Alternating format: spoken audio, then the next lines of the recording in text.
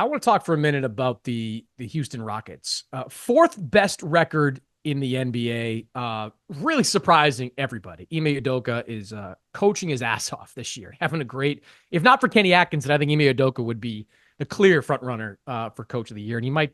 Who knows? Who knows how this could all play out in the second half of the season? Jalen Green is playing well. Their defense is elite. When you're talking about a second seed in the conference, you should be talking about a real contender in the conference. Do you think right now we're looking at a real contender in the Houston Rockets? I don't, but they have proven me wrong at every single step of the way so far this season. I've been predicting that they were going to slow down or fall off, come back to earth basically every single month, and I've been wrong every single time. So congratulations to eBay and company down there for doing that. I will continue to dig at my heels in and say I just don't know if they've got the championship formula quite right. You look at in terms of the pecking order on offense. I still think there's questions. I know Jalen Green's been sensational these last couple of weeks, but zoom out. There's so much inconsistency there with him. Fred VanVleet's got a lot to prove to me in the Western Conference playoffs if he's going to be able to keep up with some of the star power in those kinds of matchups. Now, to me, the most interesting development about this group, and it's more of a long-term development rather than a short-term development, I think Amen Thompson is not only their best prospect in terms of star potential, their best long-term player. I think he might be their best player right now in terms of all-around contributions. It's awesome to see him get into the starting role. The numbers have been spectacular since he's moved into that starting role. And Ime, he better not ever go back to the bench for the rest of his career. Okay, this guy has sky high potential. He impacts the games in so many different ways. It's so challenging in the modern NBA to be a legit star who can't shoot. And I think that's the trajectory that he's kind of on. I mean, he does literally everything else. He's a great facilitator. He's great off the ball. He can score, chip in around the edges, incredible defensive presence, and he has a great motor. Very few star level players play as hard as Amen Thompson does every single night. I think that's going to be his calling card. And so more than anything about Houston, whether or not they're contenders this year, they might have really found one with Amen Thompson. Oh, no question. His brother as well. They're both elite defensive players. Yeah. There's something. They're just dogs out there. They're tough. They're athletic.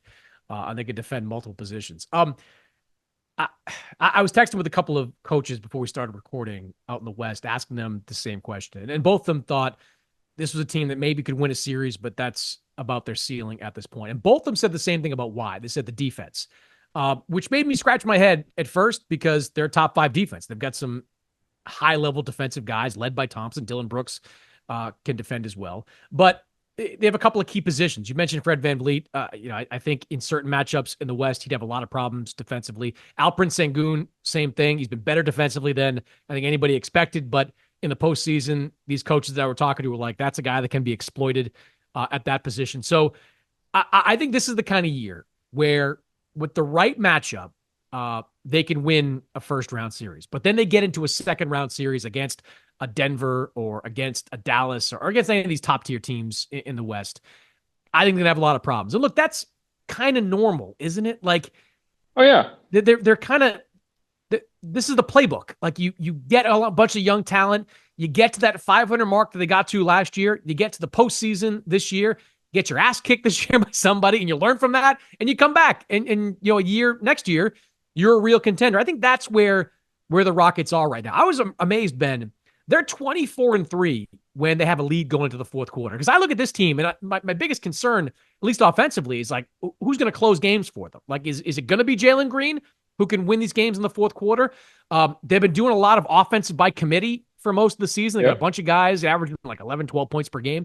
I was amazed to see they have been closing games when leading in the fourth quarter, but I think that's going to be something that comes up in the playoffs as well. I think this is the year that they learn what they are and they learn what they need. And there's nothing wrong with that. Like, this is exactly where they're kind of supposed to be, where Oklahoma City was a couple of years ago, where Memphis has been. These teams that, have strong regular seasons and then take some lumps in the playoffs. But defensive key positions, fourth quarter closing options, those are two things that you really need to go deep in the postseason. And I'm not sure they're there yet in Houston.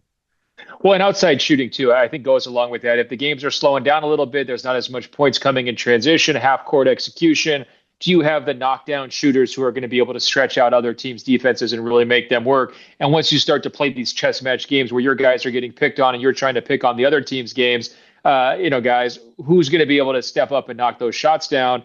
I still don't trust Jalen Green, and I'm sure that's not a controversial opinion for people outside of Houston. People inside of Houston probably right now are like, "What? Are you crazy?" Van Vliet, had a great run with Toronto, but it hasn't had a lot of other playoff success since then. And I think the tricky part is when you go into those playoff series, if you're going against Joker in Denver, you're going against Luka in Dallas, like the gap between your opposing best player and your best player is huge, right? And rarely do you see teams upset in that fashion, right? Like it would have to be a situation where a lot of the Nuggets are injured, or maybe Luka's not quite right in Dallas yet, for me to really believe that Houston would be able to pull this off. A good example is that Grizzlies team from a couple years ago going against the Lakers. The Lakers just kind of big brothered them. They had the better top end talent. The Grizzlies were the better team, quote unquote, during the regular season. I'd be worried about something like that happening with this Houston group, depending on the matchup. But look, if they stay as the 2 seed the whole way through, and they've really been consistent with that, they're going to get a team coming out of the play-in tournament. They're going to get a team that's not quite on their level in terms of probably depth of talent. They're going to have a shot. I don't want to write them off, but I do think it's going to, when they get to the deep end of the pool, that's where it's going to get tricky. Yeah, and some of their regular season success, I think, is partly attributed to continuity and health, right? Like they brought like 13 guys back from last season's team. I think they've only used like 4 different starting lineups this year. Like they've been able to keep this unit together, and they've been able to develop good chemistry. And that's big when winning regular season games. A lot of teams are ravaged by injury and going through a bunch of different lineups. The postseason, a little bit of a different story. Rotation shortened. Teams are what they are. I'm with you. Like the right matchup, first round, they get through, and after that, everything else is gravy. Like everything else is just icing on the cake. Well, that was OKC last year, kind of, Yeah. right? I mean, they cruise through the first round, and then they get into a real tough series, and they narrowly lose. There's no shame in that, and they come back, and they're one of the best teams in the league again, right? I think that's sort of what you want to be if you're Houston. Did you think, I mean, we're starting to see some reporting now that maybe the Rockets are a little more open than they previously let on about making a midseason trade. I mean, like everybody's looking at Phoenix right now and wondering what the Suns are going to do. Like they're just such a dumpster fire. And we kind of joked about Nick Richards. Like Nick Richards is a good player. I don't see him moving the needle considerably in Phoenix. Yeah. But like now we've known the Rockets are into Kevin Durant. I just don't see the Suns blowing this up this year. Maybe you get to the summer and it's a different story, but I don't see Matt Ishbia waving the white flag a year and a half into this grand experiment he's doing in Phoenix. And the Rockets, if I was Raphael Stone, who's done a tremendous job putting this team together, I'd want to see what my team's got. Like I'd want some, to borrow a Prestiism, want some more data on this team. Like I'd want to see like who works in the playoffs, who doesn't, kind of what this team needs when they go into like a gut check series against a Denver or Dallas or Minnesota or whoever it may be that they might face in a second round series. I just want to learn more. I wouldn't make a knee jerk move, maybe give up too much for something that doesn't get them to a championship level. Cause I don't think anything does this year. I still think whatever they do at the deadline would put them behind Oklahoma City, behind Boston in the East, Cleveland in the East.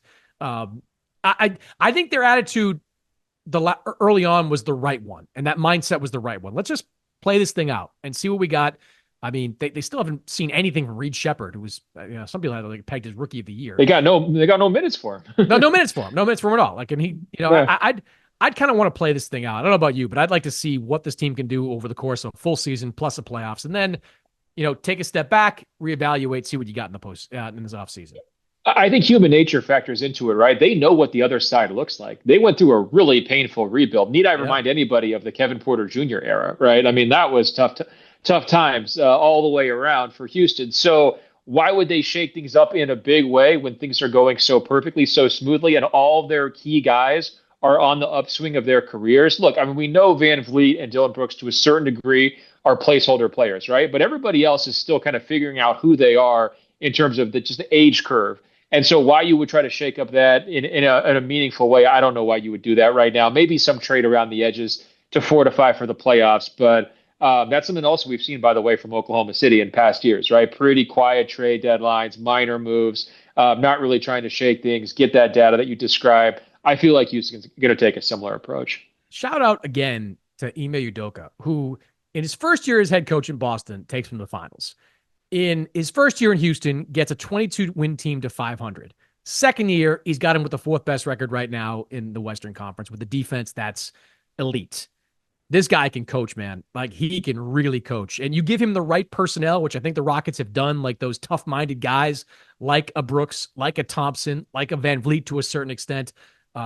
He's going to win with those guys. Like, he's going to win. And how he's reformed this team into an elite defensive team with, young guys like Sengun and Green and others there.